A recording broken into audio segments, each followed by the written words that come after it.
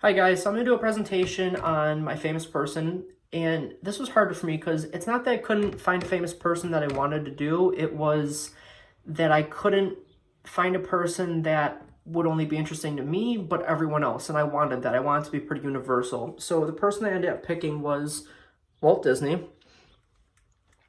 Walt Disney was the fourth of five children, and he was born in a smaller town in Chicago called Hermosa. And even though Walt's life when he was older was amazing and just a fairy tale, when he was younger it wasn't. His dad owned a newspaper company, so him and his four brothers and had to go deliver newspapers every day before and after school, which left Walt falling behind in school and not being able to have fun and enjoy the things he loved most, which was drawing, which he had an extreme passion for and he was very talented at.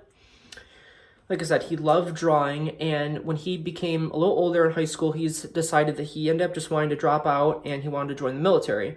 But unfortunately, he couldn't because he wasn't old enough, so they sent him back. And once he got back to his hometown, he decided that he wanted to further his education, and he went to art classes at night at the Chicago Academy of Fine Arts, where he learned more about art and cartooning. And that's, like I said, when he discovered his passion and love for cartooning specifically as an art. So the start of his career, after he had went to this art school at night, him and his friends ended up trying to start up multiple companies and businesses that had to do with art and cartooning for different companies and a couple short films, but nothing took off. Every company that they started up failed and they just couldn't figure out what they wanted to do. And Walt knew that he wanted to stick with his dream and he knew he could become something. So he ended up making the decision to move to Hollywood, where it had been the best decision for him and Disney as a company.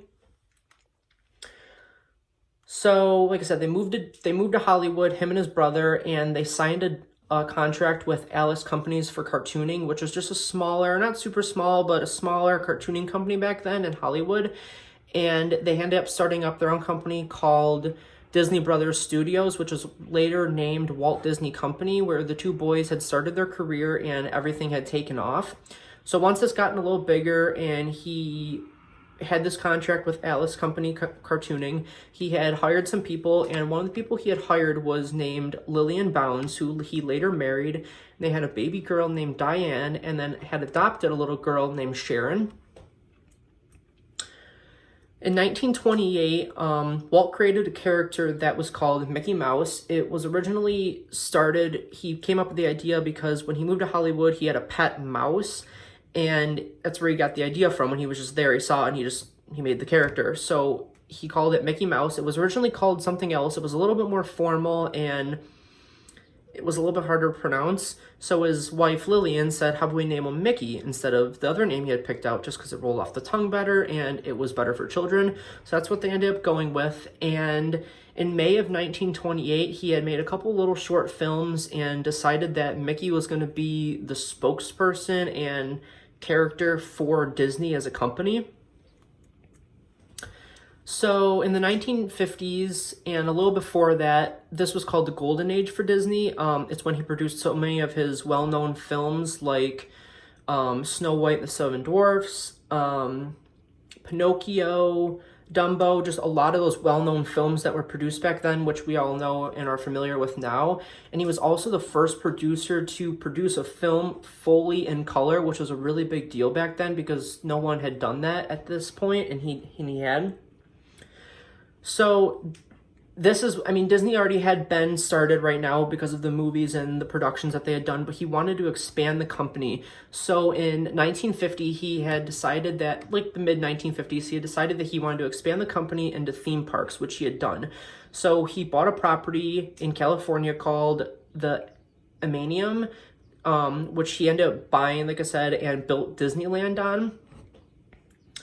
And Disneyland was one of the biggest theme parks ever.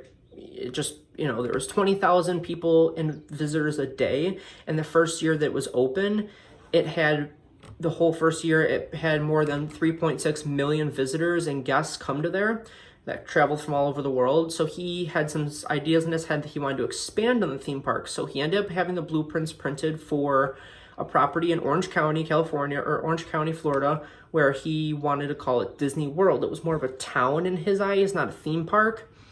But unfortunately, he had been a heavy smoker his whole life. He smoked cigars when he was a kid, and his whole entire life up until he was diagnosed with lung cancer, he had smoked unfiltered cigarettes. So he, like I said, he ended up being diagnosed with lung cancer, and unfortunately, 15 days after his 65th birthday, Walt passed away from failure from the lung. But the theme park was still, it still took off because his brother had taken it over, but it wasn't a town like he wanted. It ended up being a theme park, and it ended up working out really, really well because Disney is now one of the largest companies in the world, making billions between the movies, the shows, and merchandise and copyrights, and both the well-known theme parks that we do know to this day.